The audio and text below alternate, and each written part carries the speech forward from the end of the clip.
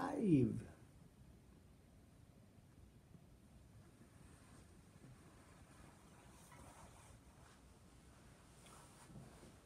To sell it, you got to show it.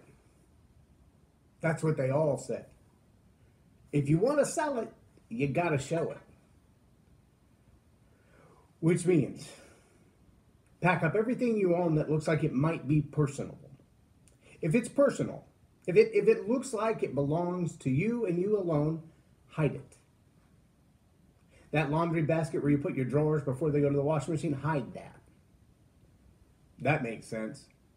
All that personal stuff you put out on the fireplace mantle and the trophy shelf around the living room, and the stuff you display perhaps in the china cabinet or up on top of the cabinets around the kitchen, put it all away. Pack it all up. It's okay if you have one room that's all full of boxes and it looks like you're moving, but put everything else away. That's what they said.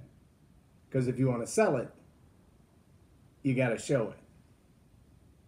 Now, I want to just very quickly today take that marketing advice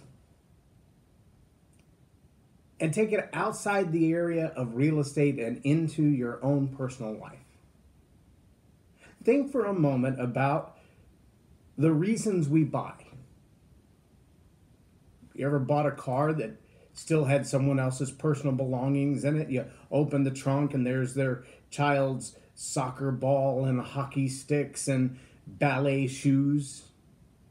You open the back door and there's their French fries that the toddler dropped on the way out of the car yesterday. You open the glove box and there's all the receipts and paperwork. You don't buy a car like that. A car is prepared before you buy it. It's all cleaned up. Everything's decent and in order. It's detailed sometimes down to the waxing of the engine parts. If you want to sell it, you got to show it. Is it ready for selling? People say all the time, I'm not in sales, I'm in teaching. No, you're in both. I'm not in sales, I'm a DJ. No, you're both. I'm not in sales, I just work in an office. You expect a promotion? Do you want a raise someday? Any chance that one day you'd like to own your own business? If you want to sell it, being the person that is you, you've got to show it.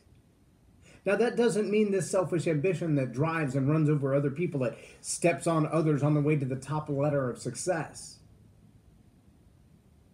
But who you are versus what you do is a big selling contrast. If you expect that just because you're a nice person, you can cut corners and slack off on your work, people buy results. They hire you for results. They don't hire you because they like you because you're a nice person, unless it's nepotism.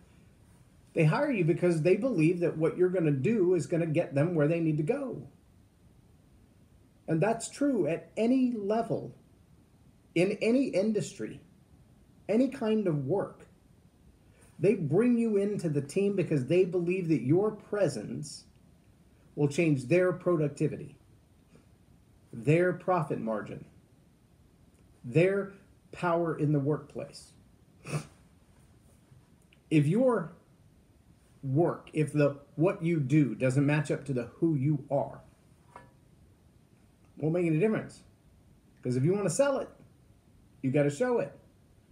That means cleaning up the details of your life, like the French fries and the floorboard and the personal belongings and the trunk and the stuff up on the shelf that maybe it is your personal belonging. Maybe it does belong to you, but it's not for everyone to see.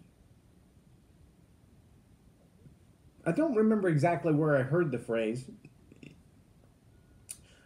but it's a really simple, and I know there's a name for this type of phrase. I can't think of the name for this type of phrase. Someone knows it.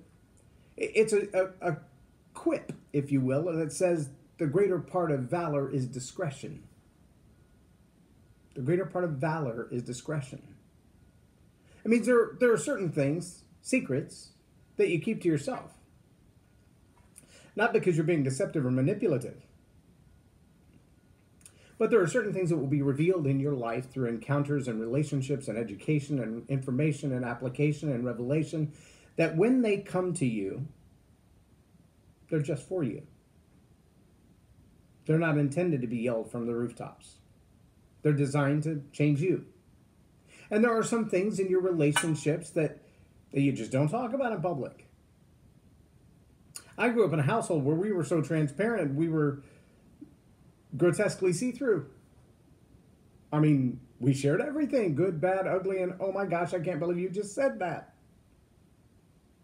And learning what things are none of anybody else's business has been a challenge, because on the one hand, you have those people who lie and hide and manipulate everything, and what they show isn't even for real. It's like putting an extra coat of paint on it just so you can't see the cracks in it, kind of showing. That's not what I'm talking about. Nor am I talking about walking around pointing out every flaw. Look at me, I did this, and these are the mistakes I made. And that's not necessary either. But there is a place where there has to be harmony, congruity, between the who that you are and the things that you do, between the thoughts that you think and the actions that come out from them. Let's go one step further. Between the hopes and the dreams that you have, the thoughts that you think, and the actions that come out from them. Because what happens to most people is they want to show it so they can sell it, but what they're showing isn't really who they are. And so what they're showing to sell is going to be a bum deal when you get it. Because you're going to buy what you saw and not realize that's not what you got. The congruity between the hopes and the dreams that you have, the thoughts that you think, and the things that you do, if that's not consistent, here's what happens. You have this tension like a fault line in the earth, where an earthquake begins to happen, like the tsunami warning off the West Coast today, where the fault line begins to move and shift, and everything in your life is disrupted because there's not an alignment between the hopes and the dreams that you have, the things that you wish and pray for, and the things that you think. And although you may be able to do an end around, so to speak, and act in a way that closes the deal and gets you the opportunity, and it looks like you're on your way to your dreams, you will destroy yourself like that fault line, because there will be friction. Every time it's revealed that the hopes and the dreams and the things that you do don't line up with the who that you are on the inside. Maybe you've heard the phrase well-adjusted. Well-adjusted means that the constant movement of the alignment until they are integrated, the hopes and the dreams and the who that you are, the thoughts that you have, the energy that you put toward those thoughts, when they are meshed together, the who that you are and the who that you want to become can become one. That takes adjustment. It's like the autopilot in the airplane. Yes, from destination A to destination B, there's a charted course. The aircraft on autopilot knows exactly where it's going. But along the way, it would be pushed off course by wind, by rain, by turbulence, by various atmospheric pressures. And so will your life be. But if you want to sell it, you've got to show it. Before you show it, though, make sure you clean up all the personal stuff that's not for everyone else's consumption.